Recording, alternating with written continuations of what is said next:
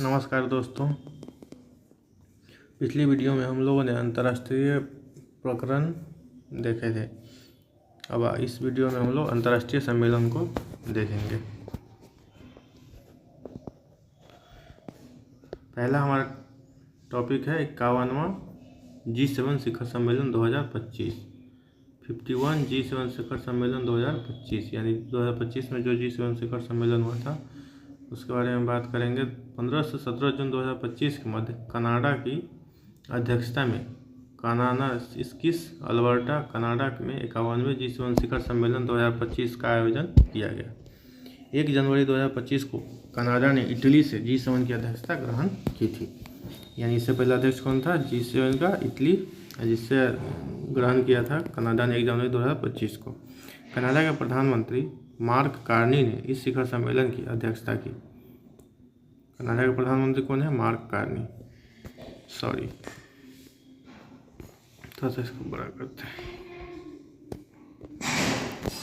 इस शिखर सम्मेलन में 7 G7 सदस्य राष्ट्र के नेताओं के अलावा यूरोपीय परिषद के अध्यक्ष एंटोनियो कोस्टा और यूरोपीय आयोग की अध्यक्ष उर्सुला वॉन डेर लेयन ने भी प्रतिभाग किया। G7 के अध्यक्ष के रूप में कनाडा ने इस शिखर सम्मेलन के दौरान आयोजित कुछ कार्य सत्रों में भाग लेने के लिए अन्य राष्ट्रों एवं अंतर्राष्ट्रीय संगठनों को भी आमंत्रित किया था। भारत के अलावा 6 अन्य आमंत्रित देशों में ऑस्ट्रेलिया, ब्राज़ील, मेक्सिको, दक्षिण अफ्रीका, दक्षिण कोरिया और यूक्रेन शामिल है। यानी अलग कौन कौन देश आमंत्रित है? तो ऑस्ट्रेलिया, ब्राज़ील, मेक्सिको, दक्षिण अफ्रीका, दक्षिण कोरिया और यूक्रेन। प्रधानमंत्री नरेंद्र मोदी ने इस शिखर सम्मेलन में भाग लिया। इस शिखर सम्मेलन में G7 सदस्यों ने कानानाइस्किस वाइल्ड फायर चार्टर को अपनाया।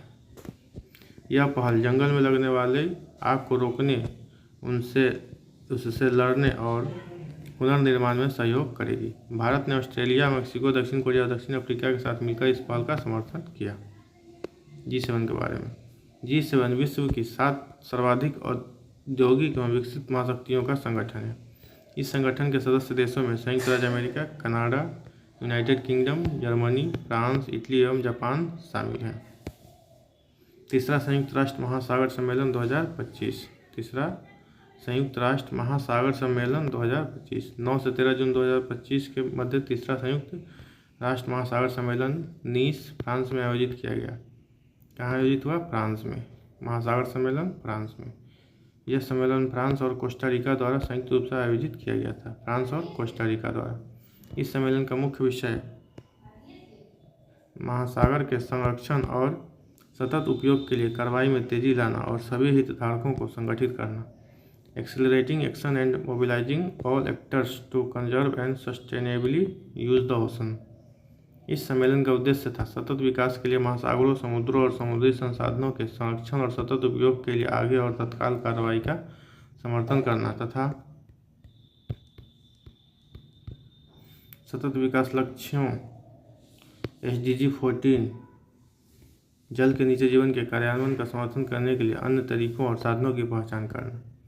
उल्लेखनीय है कि पहला संयुक्त राष्ट्र महासागर सम्मेलन वर्ष 2017 में स्वीडन और फिजी की सह मेजबानी में न्यूयॉर्क में आयोजित हुआ था। किसकी मेजबानी में? स्वीडन और फिजी की मेजबानी में न्यूयॉर्क में हुआ था। जबकि इसका दूसरा सम्मेलन वर्ष 2022 में पुर्तगाल और केन्या की सह मेजबानी में लिस्बन, पुर्तगाल में आयोजित हुआ था। तीसरे संयुक्त महासागर सम्मेलन में भारत का प्रतिनिधित्व केंद्रीय मंत्री डॉक्टर जितेंद्र सिंह ने किया। इस अवसर पर उन्होंने भारत की डीप ओशन मिशन समुद्रयान परियोजना, जिसके तहत 2026 तक भारत की पहली मानवयुक्त पनडुब्बी तैनात किए जाने की उम्मीद है, राष्ट्रव्यापी एकल उपयोग प्लास्टिक प्रतिबंध और $80 बिलियन से अधिक की समुद्री अर्थव्यवस्था परियोजनाओं की प्रगति को रेखांकित किया। साथ ही भारत ने वैश्विक समुद्र क्षेत्र में अपने प्रभुत्व को रेखांकित करते हुए SAHVAV डिजिटल महासागर डाटा पोर्टल लॉन्च किया। 13 जून 2025 सम्मेलन के परिणाम के रूप में हमारा महासागर हमारा भविष्य, त्वरित कार्रवाई के लिए एकजुट, our ocean our future, united for urgent action शीर्षक के राजनीतिक घोषणा पत्र को सर्वसम्मति से अपनाएं। International Big Cat Alliance IBCA की पहली बैठक इंटरनेशनल बिग कैट अलायंस पहली बैठक है तो इम्पोर्टेंट है। इंटरनेशनल बिग कैट अलायंस की पहली बैठक 16 जून 2025 को नई दिल्ली भारत में आयोजित की गई। इंटरनेशनल बिग कैट अलायंस की पहली बैठक 16 जून 2025 को कहाँ आयोजित की गई? नई दिल्ली और भारत में, मतलब भारत में हुआ तो और इम्पोर्टेंट हो जाता है। इसकी अध्यक्षता केंद्रीय पर्यावरण और जलवायु परिवर्तन मंत्री भूपेंद्र यादव ने की। इसकी अध्यक्षता किसने की? तो भूपेंद्र यादव। नई दिल्ली में आयोजित बैठक में 9 देशों के मंत्री स्तरीय प्रतिनिधिमंडल ने भाग लिया। इनमें भूटान, कंबोडिया, इस्वातिनी, गिनी, भारत, लाइबेरिया, सूरीनाम, सोमालिया और कजाकिस्तान शामिल हैं। बैठक में भूपेंद्र यादव को IBCA का अध्यक्ष तथा डॉक्टर SP यादव को IBCA का महानिदेशक नियुक्त किया गया। अध्यक्ष भूपेंद्र यादव और महानिदेशक डॉक्टर SP यादव। ध्यातव्य है कि IBCA का मुख्यालय भारत में है और इसका मुख्यालय कहाँ है? भारत में। International Big Cat Alliance IBCA की स्थापना भारत सरकार द्वारा नोडल संगठन अर्थात राष्ट्रीय बाघ संरक्षण प्राधिकरण, पर्यावरण, वन एवं जलवायु परिवर्तन मंत्रालय के माध्यम से 12 मार्च 2024 के आदेश के तहत की गई। ज्ञात हो कि IBCA 95 रेंज देशों का एक संगठन है। इसका उद्देश्य रेंज देशों में 7 बिग कैट के संरक्षण को बढ़ावा देना है। बिग कैट के अंतर्गत कौन कौन आते हैं? तो बाघ, शेर, तेंदुआ, हिम तेंदुआ, चीता, जगुआर और प्यूमा। बाघ, शेर, तेंदुआ, हिम तेंदुआ, चीता, जगुआर और प्यूमा। अगला है IAS सांग्रीला संवाद 2025। सांग्रीला संवाद एशिया प्रशांत क्षेत्र का एक प्रमुख सुरक्षा संवाद शिखर सम्मेलन है। 30 मई से 1 जून 2025 के मध्य सांग्रीला संवाद 2025 का आयोजन सिंगापुर में किया गया। तो 30 मई से 1 जून के बीच कहाँ किया गया? सिंगापुर में। इसका आयोजन अंतर्राष्ट्रीय सामरिक अध्ययन संस्थान IISS सिंगापुर द्वारा किया गया था। इसका आयोजन भी सिंगापुर द्वारा ही किया गया था। इसमें विभिन्न देशों के रक्षा मंत्री, सैन्य प्रमुख, नीति निर्माता और रणनीतिक विशेषज्ञ शामिल होते हैं। इस वर्ष के संवाद में 40 देशों के नेता और सैन्य प्रमुख ने भाग लिया। इस संवाद में chief of defence staff general Anil Chauhan ने भारत का प्रतिनिधित्व किया। 2025 के सम्मेलन ने शक्ति संतुलन, सहयोग बनाम प्रतिस्पर्धा और स्वदेशी रक्षा क्षमताओं जैसे विषयों को केंद्र में रखकर अंतर्राष्ट्रीय सुरक्षा नीति निर्माताओं के विचारों का आदान प्रदान कराया। एशियाई उत्पादकता संगठन APO की 67वीं प्रबंध निकाय बैठक 2025। 20 से 22 मई 2025 को एशियाई उत्पादकता संगठन APO की 67वीं प्रबंध निकाय बैठक जकार्ता, इंडोनेशिया में आयोजित हुई। इस बैठक के दौरान भारत ने वर्ष 2025-26 के कार्यकाल के लिए इसकी अध्यक्षता संभाली। यह प्रबंध निकास एशियाई उत्पादकता संगठन APO का सर्वोच्च निर्णय लेने वाला प्राधिकरण है। यह संगठन की रणनीतिक दिशा निर्धारित करने, प्रमुख प्रस्तावों को मंजूरी देने और सचिवालय के प्रदर्शन की समीक्षा करने के लिए वार्षिक आधार पर बैठक करता है। एशियाई उत्पादकता संगठन APO के बारे में, यह आपसी सहयोग और क्षमता निर्माण के माध्यम से एशिया प्रशांत क्षेत्र में उत्पादकता वृद्धि को बढ़ावा देने हेतु इसकी स्थापना वर्ष 1961 में की गई थी। वर्तमान में इसमें 21 सदस्य शामिल हैं। अगला है 46वां आसियान शिखर सम्मेलन 2025। 46वां 46 2025। 26 मई 2025 को 46वें आसियान शिखर सम्मेलन 2025 का आयोजन कुआलालंपुर, मलेशिया में किया गया। कहाँ पे किया गया? मलेशिया में। इस शिखर सम्मेलन का मुख्य विषय समावेशीपन और स्थिरता, इंक्लूसिविटी एंड सस्टेनेबिलिटी था। मलेशिया के प्रधानमंत्री अनवर इब्राहिम, मलेशिया के प्रधानमंत्री कौन है? अनवर इब्राहिम ने इस शिखर सम्मेलन की अध्यक्षता की। शिखर वार्ता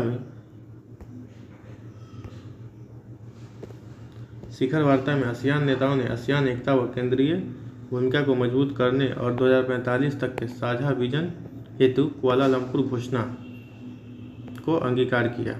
आसियान के बारे में, आसियान क्या है? तो यह 10 दक्षिण पूर्व एशियाई देशों Indonesia, Thailand, Singapore, Philippines, Malaysia, Vietnam, Brunei, Darussalam, Cambodia, Myanmar और लाओस का एक समूह है। इसकी स्थापना वर्ष 1967 में हुई थी। इसकी स्थापना कब हुई थी? 1967। इसका मुख्यालय जकार्ता, इंडोनेशिया में है। इसका मुख्यालय जकार्ता, इंडोनेशिया में है।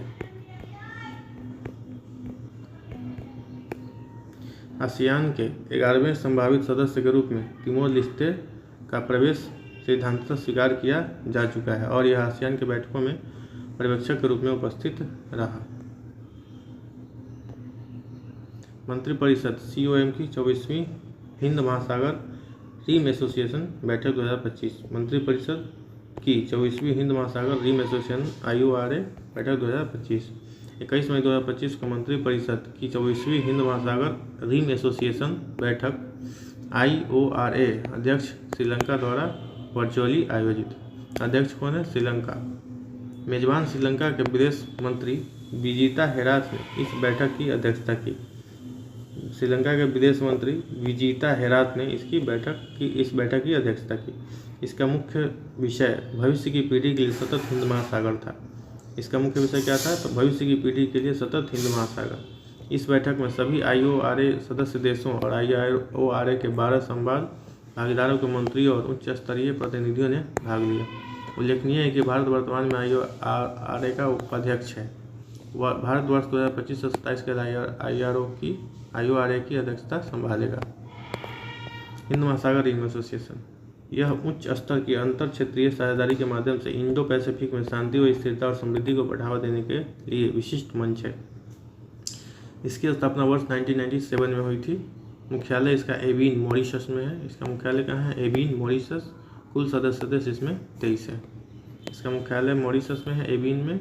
1997 में इसकी स्थापना हुई थी और इसका सदस्य कितना है? 23। अगला है संयुक्त राष्ट्र जैव विविधता सम्मेलन COP16 का विस्तारित सत्र रोम 2025। संयुक्त राष्ट्र जैव विविधता सम्मेलन COP16 का विस्तारित सत्र कहाँ हुआ है? रोम 2025 में। संयुक्त राष्ट्र जैव विविधता सम्मेलन COP16 का मूल सत्र 21 अक्टूबर से 1 नवंबर 2024 तक कोलंबिया के काली में आयोजित किया गया था। चूँकि काली सम्मेलन में कई प्रमुख मुद्दों पर सहमति नहीं बन सकी, इसलिए इसका विस्तारित सत्र 25 से 27 फरवरी 2025 तक इटली के रोम स्थित संयुक्त राष्ट्र खाद्य और कृषि संगठन मुख्यालय में आयोजित किया गया। इससे पूर्व एक ऑनलाइन सत्र भी 3 से 6 दिसंबर 2024 के मध्य आयोजित हुआ था। इस सम्मेलन का मुख्य उद्देश्य मॉन्ट्रियल 2022 में स्वीकृत वैश्विक जैव विविधता रूपरेखा को प्रभावी ढंग से लागू करना था। COP16 2025 के प्रमुख परिणाम क्या हुए? तो राष्ट्रीय जैव विविधता रणनीति और कार्य योजना का अद्यतनीकरण, परंपरागत ज्ञान और जैव संसाधनों के न्याय संगत उपयोग को सुनिश्चित करना। अगला है 19वां G20 शिखर सम्मेलन 2024। 19वां G20 शिखर सम्मेलन 2024 18 से 19 नवंबर 2024 को रियो डी जेनेरो ब्राज़ील में 19वां G20 शिखर सम्मेलन 2024 संपन्न हुआ।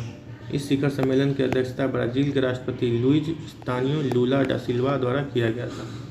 इसका अध्यक्षता किसने किया था? तो इनासियो लुला डी सिल्वा।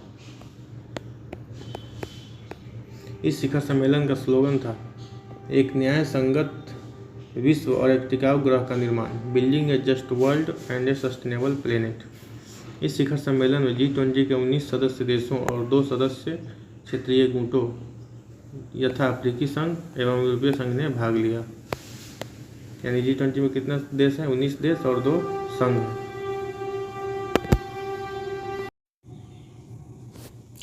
उल्लेखनीय है कि भारत में वर्ष 2023 में आयोजित 18वें G20 शिखर सम्मेलन के दौरान अफ्रीकी संघ को G20 की अस्थायी सदस्यता प्राप्त हुई थी। 19वें G20 शिखर सम्मेलन के उद्घाटन समारोह के दौरान ब्राज़ील के राष्ट्रपति ने भूख और गरीबी के विरुद्ध वैश्विक गठबंधन global alliance against hunger and poverty को आधिकारिक रूप से लॉन्च किया।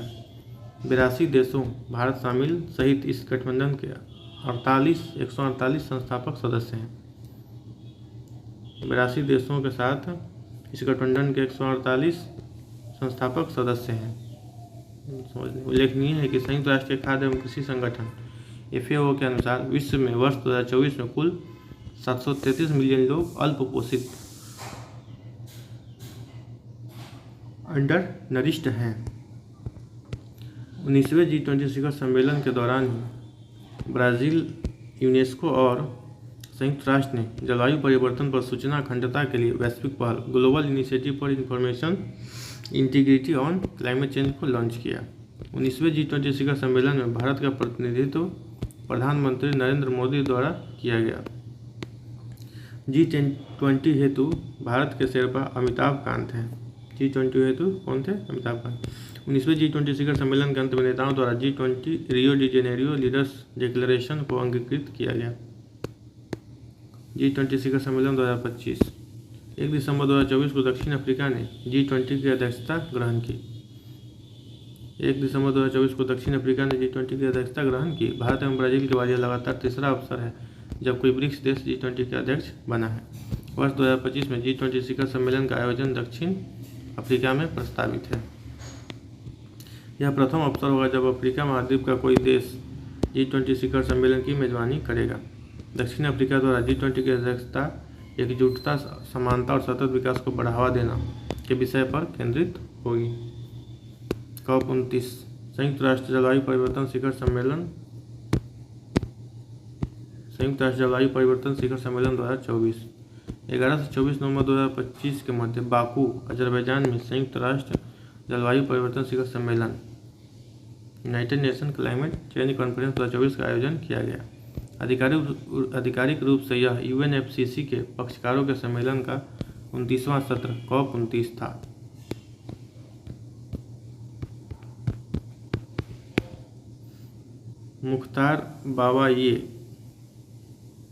मुख्तार बावायेव को COP29 की अध्यक्षता सौंपी गई थी। COP29 की अध्यक्षता किसको सौंपी गई थी? मुख्तार बावायेव को। COP29 में अजरबैजान की अध्यक्षता में बाकू वित्त लक्ष्य की घोषणा की गई। इसके तहत विकासशील देशों को जलवायु कार्रवाई के लिए प्रति वर्ष $1.3 ट्रिलियन की धनराशि प्रदान करने की प्रतिबद्धता जताई गई। COP29 में हानि एवं क्षति कोष लॉस एंड डैमेज फंड को पूर्ण रूप से संचालित करने का निर्णय लिया गया। COP29 के उच्च स्तरीय खंड में भारत की ओर से केंद्रीय पर्यावरण, वन एवं जलवायु परिवर्तन राज्य मंत्री कीर्तिवर्धन सिंह ने राष्ट्रीय वक्तव्य प्रस्तुत किया। COP30 का आयोजन नवंबर 2025 में ब्राजील में प्रस्तावित है। ब्रिक्स शिखर सम्मेलन 2024। 22 से 24 अक्टूबर 2024 के मध्य कजान, रूस में 16वां ब्रिक्स शिखर सम्मेलन आयोजित हुआ। कहाँ हुआ? रूस के कजान में। इस शिखर सम्मेलन का केंद्रीय विषय था न्यायपूर्ण वैश्विक विकास और सुरक्षा के लिए बहुपक्षवाद को सुदृढ़ करना। यह शिखर सम्मेलन रूस की अध्यक्षता में आयोजित हुआ। 1 जनवरी 2024 को ब्रिक्स समूह का विस्तार होने के पश्चात आयोजित होने वाला यह पहला ब्रिक्स शिखर सम्मेलन था। उल्लेखनीय है कि 1 जनवरी 2024 को ब्रिक्स समूह में 4 नए सदस्य मिस्र, इथियोपिया, ईरान, UAE शामिल हुए थे। कौन कौन? मिस्र, इथियोपिया, ईरान और UAE शामिल हुए थे। ब्रिक्स समूह में शामिल होने के लिए सऊदी अरब को भी आमंत्रित किया गया था, लेकिन अभी तक उसने यह निमंत्रण स्वीकार नहीं किया है। जबकि अर्जेंटीना ने राष्ट्रपति जेवियर मिलेई के नेतृत्व में ब्रिक्स समूह में शामिल होने के निमंत्रण को अस्वीकार कर दिया था। ब्रिक्स शिखर सम्मेलन 2024 में प्रतिभाग करने वाले ब्रिक्स देशों के नेताओं का विवरण निम्नवत है। पहला है ब्राज़ील, इसके राष्ट्रपति लूला हैं। रूस व्लादिमीर पुतिन, भारत नरेंद्र मोदी, चीन शी जिनपिंग, दक्षिण अफ्रीका सिरिल रामफोसा, मिस्र अब्देल फतह अल सीसी, इथियोपिया अबी अहमद, ईरान मसूद पेजेस्कियान, UAE शेख मोहम्मद बिन जायद अल नाह्यान। उपरोक्त प्रतिभागियों के अतिरिक्त नाटो सदस्य देश तुर्की ने पहली बार ब्रिक्स शिखर सम्मेलन में आमंत्रित अतिथि के रूप में भाग लिया। ब्रिक्स शिखर सम्मेलन 2024 में तुर्की का प्रतिनिधित्व राष्ट्रपति रेसेप तैय्यप एर्दोगन द्वारा किया गया।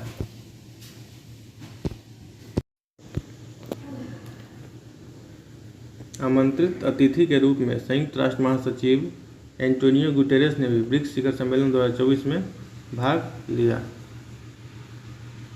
24 अक्टूबर 2024 को ब्रिक्स प्लस आउटरीच प्रारूप में एक पूर्ण सत्र का आयोजन भी किया गया।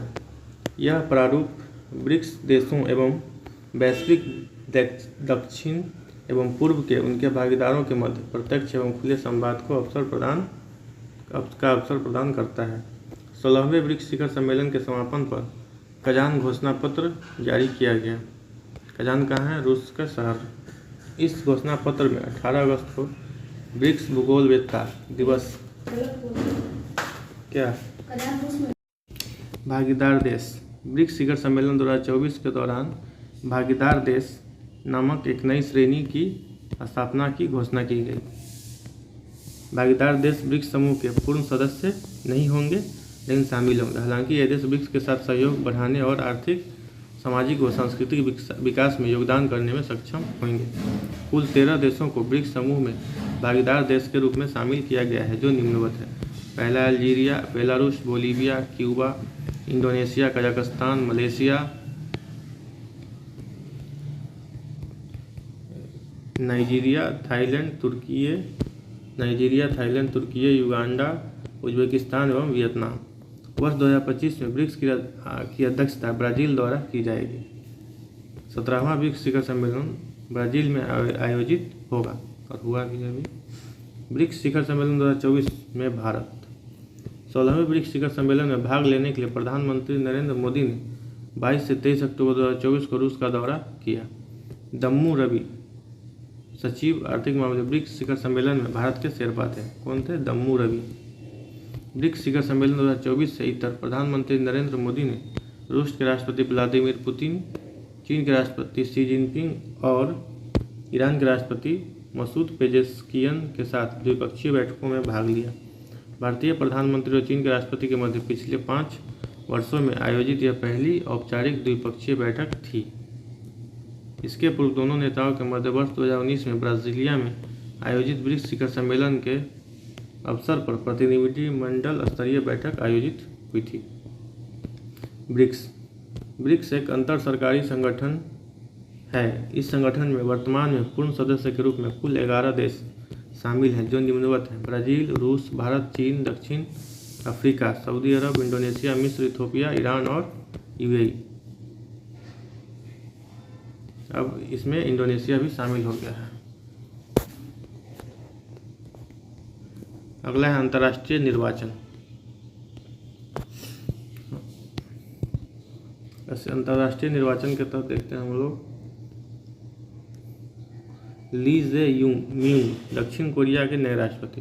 दक्षिण कोरिया के नए राष्ट्रपति कौन बने हैं? ली जे म्यूंग ने जून 2025 को दक्षिण कोरिया के राष्ट्रपति का पदभार ग्रहण किया। वे एक स्नैप आकस्मिक चुनाव में विजयी हुए, जो पूर्व राष्ट्रपति यून सुक योल पर महाभियोग के बाद कराया गया था। अच्छा, अगला है एंथनी एल्बनीज़, ऑस्ट्रेलिया के प्रधानमंत्री। एंथनी एल्बनीज़ 3 मई 2025 को हुए संघीय चुनाव में जीत हासिल कर अपनी लेबर पार्टी को लगातार दूसरी अवधि के लिए सत्ता में बरकरार रखा। यह ऑस्ट्रेलिया में 2 दशकों में पहली बार था कि किसी मौजूदा प्रधानमंत्री ने लगातार दूसरी बार जीत हासिल की हो। करोल नवरोकी, पोलैंड के राष्ट्रपति निर्वाचित। करोल नवरोकी जून 2025 में पोलैंड के राष्ट्रपति पद के लिए निर्वाचित हुए हैं। वे अगस्त 2025 में पदभार ग्रहण करेंगे। इस पद पर वह मौजूदा राष्ट्रपति आंद्रेज डूडा का स्थान लेंगे। उन्होंने राष्ट्रपति चुनाव में सत्तारूढ़ सिविक गठबंधन के उम्मीदवार और वर्षा के मेयर राफाल ट्रांजोस्की को हराया। फ्रेडरिक मर्ज, जर्मनी के नए चांसलर। फ्रेडरिक मेर्ज ने 6 मई 2025 को जर्मनी के नए चांसलर का पदभार ग्रहण किया। किसने? फ्रेडरिक मेर्ज। इस पद पर उन्होंने ओलाफ स्कोल्ज का स्थान लिया। मार्क कार्नी, कनाडा के प्रधानमंत्री। मार्क कार्नी मार्च 2025 में कनाडा के प्रधानमंत्री बने। पूर्व प्रधानमंत्री जस्टिन ट्रूडो के पद छोड़ने के बाद सत्तारूढ़ लिबरल पार्टी ने आंतरिक नेतृत्व चुनाव में कार्नी को नया नेता चुना, जिसके फलस्वरूप वे देश के 24वें प्रधानमंत्री बने। अमेरिकी राष्ट्रपति चुनाव 2024। प्रत्येक 4 वर्ष पर होने वाला संयुक्त राज्य अमेरिका का 60वां राष्ट्रपति चुनाव 5 नवंबर 2024 को संपन्न हुआ। 60वां। इस चुनाव में रिपब्लिकन पार्टी के उम्मीदवार डोनाल्ड ट्रंप और उनके साथ जेडी वैंस ने क्रमशः राष्ट्रपति और उपराष्ट्रपति पद हेतु अपना चयन सुनिश्चित कर लिया। उन्होंने डेमोक्रेटिक पार्टी की वर्तमान उपराष्ट्रपति कमला हैरिस और टिम वॉल्स को पराजित किया। इस जीत से ट्रंप को फिर से ओवल ऑफिस में आने का अवसर मिला है। डोनाल्ड ट्रंप ने 20 जनवरी 2025 को शपथ ग्रहण किया। कमला हैरिस को हराने के बाद अमेरिका के 45वें राष्ट्रपति डोनाल्ड ट्रंप अब 47वें अमेरिकी राष्ट्रपति बन गए हैं। डोनाल्ड ट्रंप अमेरिकी इतिहास में पहले राष्ट्रपति है जिन्होंने 2 बार दिसंबर 2019 एवं जनवरी 2021 महाभियोग का सामना करना पड़ा और महाभियोग के बाद सीनेट द्वारा बड़ी फिर से चुनाव लड़ने वाले पहले व्यक्ति भी हैं। 78 साल की उम्र में चुने जाने वाले और दूसरे सबसे उम्रदराज राष्ट्रपति हैं। प्रथम जो बाइडन है। अमेरिकी हाउस ऑफ रिप्रेजेंटेटिव में 6 भारतीय मूल के प्रतिनिधि चुने गए हैं। सभी डेमोक्रेटिक पार्टी के हैं। पहला है सुहास सुब्रमण्यम, नए चुने गए, जबकि शेष 5 पुनर्निर्वाचित है। भारतीय मूल के प्रतिनिधियों को समोसा कॉकस के नाम से जाना जाता है। कीर स्टारमर यूके के नए प्रधानमंत्री। 5 जुलाई 2024 को यूके के नए प्रधानमंत्री के रूप में लेबर पार्टी के कीर स्टारमर को चुना गया है। कीर स्टारमर ने इस पद पर ऋषि सुनक का स्थान ग्रहण किया। 4 जुलाई 2024 को यूके में आम चुनाव संपन्न हुआ था। 4 जुलाई 2024 को यूके में कुल 650 निर्वाचन क्षेत्रों में चुनाव आयोजित किया गया। श्री स्टारमर के नेतृत्व में लेबर पार्टी ने यूके के हाउस ऑफ कॉमन्स की कुल 650 सीटों में से 411 सीट पर जीत दर्ज की, जबकि ऋषि सुनक के नेतृत्व में कंजर्वेटिव पार्टी को कुल 121 सीटें प्राप्त हुई। ज्ञातव्य है कि 1832 ईस्वी के बाद से किसी भी आम चुनाव में कंजर्वेटिव पार्टी द्वारा जीती गई सीटों की यह सबसे कम संख्या है। सर कीर स्टारमर ब्रिटेन के 58वें प्रधानमंत्री बने हैं। ज्ञातव्य है कि वर्ष 2024 के यूके आम चुनाव में हाउस ऑफ कॉमन्स में ऐतिहासिक रूप से 26 भारतीय मूल के व्यक्ति ने जीत दर्ज की है। मसूद पेजेस्कियन ईरान के नए राष्ट्रपति। 5 जुलाई 2024 को ईरान के राष्ट्रपति पद हेतु द्वितीय चरण के चुनाव में सुधारवादी तथा उदारवादी नेता मसूद पेजेस्कियन को नए राष्ट्रपति के रूप में निर्वाचित किया गया है। 6 जुलाई 2024 को ईरानी गृह मंत्रालय द्वारा मसूद पेजेस्कियन को विजेता घोषित किया गया। पेजेस्कियन ईरान के 9वें राष्ट्रपति के रूप में निर्वाचित हुए। 28 जुलाई 2024 को इन्होंने ईरान के राष्ट्रपति का पदभार ग्रहण किया। अगला है अंतर्राष्ट्रीय आपदाएं, इसको हम लोग नेक्स्ट वीडियो में कवर करेंगे। अंतर्राष्ट्रीय आपदाएं में ज़्यादा कुछ है नहीं, इसलिए इसको इसी वीडियो में कवर कर लेते हैं। फिर आगे अगला टॉपिक आएगा राजकोषीय से संबंधित, तो इसको इसी वीडियो में देख लेते हैं। उष्णकटिबंधीय तूफान वुटिप। उष्णकटिबंधीय तूफान वुटिप की उत्पत्ति 5 जून 2025 को कैरोलिन द्वीप समूह के यह क्षेत्र के पश्चिम में हुई, जब joint typhoon warning centre JTWC ने वहां एक चक्रवातीय क्षेत्र की पहचान की। यह तूफान 9 जून को दक्षिण चीन सागर में एक उष्णकटिबंधीय डिप्रेशन में विकसित हुआ और 11 जून को जापान मौसम विज्ञान एजेंसी द्वारा इसे वुटिप नाम देकर उष्णकटिबंधीय तूफान घोषित किया गया। कौन सा नाम? वुटिप। कौन दिया? जापान। 12 जून को यह तेजी से गंभीर उष्णकटिबंधीय तूफान में परिवर्तित हो गया, जिसमें 10 मिनट तक 110 किलोमीटर प्रति घंटा की गति दर्ज की गई। पहला लैंडफॉल 13 जून की रात लगभग डोफांग शहर हैनान के निकट अपना पहला लैंडफॉल किया। इस तूफान के कारण चीन में भारी नुकसान हुआ और इसके चपेट में आने से कई लोगों की मृत्यु हो गई। अगला है super typhoon Yagi. Super typhoon Yagi Philippines में वर्ष 2024 में पश्चिमी उत्तर प्रशांत क्षेत्र में आया एक उष्णकटिबंधीय चक्रवात था। यह एक श्रेणी 4 का टाइफून था, जिसमें अनुमानित अधिकतम वायु गति 240 किलोमीटर प्रति घंटा दर्ज की गई। इस टाइफून ने दक्षिण पूर्व एशिया में कई देशों को प्रभावित किया। इस टाइफून से प्रभावित होने वाले प्रमुख देश में चीन, फिलीपींस, लाओस, थाईलैंड और म्यांमार शामिल थे। हालांकि इस टाइफून का सर्वाधिक महत्वपूर्ण प्रभाव वियतनाम में देखने को मिला। यह वियतनाम में आया अब तक का सबसे शक्तिशाली टाइफून था। साथ ही यह चीन में लैंडफॉल करने वाला दूसरा सबसे शक्तिशाली टाइफून है। फिलीपींस के पूर्व में एक निम्न दबाव के क्षेत्र से उत्पन्न इस टाइफून की सूचना सर्वप्रथम जापान मौसम विज्ञान एजेंसी द्वारा 30 अगस्त 2024 को दी गई थी। 6 सितंबर 2024 को इस टाइफून ने चीन में तथा 7 सितंबर 2024 को वियतनाम में लैंडफॉल किया था। ज्ञातव्य है कि जापानी भाषा में यागी का अर्थ बकरी या मकर राशि होता है। यागी का अर्थ क्या होता है? बकरी या मकर राशि। 15 सितंबर 2024 को भारत ने टाइफून यागी से प्रभावित देशों को मानवीय सहायता प्रदान करने के उद्देश्य से ऑपरेशन सद्भाव को लॉन्च किया। यानी ये इम्पोर्टेंट हो जाता है ऑपरेशन यागी, जिसके मानवीय सहायता के लिए भारत ने ऑपरेशन सद्भाव को लॉन्च किया। इस ऑपरेशन के तहत भारत ने $1 मिलियन मूल्य की मानवीय सहायता वियतनाम को प्रदान की। यहाँ तक वीडियो देखने के लिए धन्यवाद। इसके बाद हम लोग अगले वीडियो में आर्थिक परिदृश्य के अंतर्गत राजकोषीय घटनाक्रम को देखेंगे।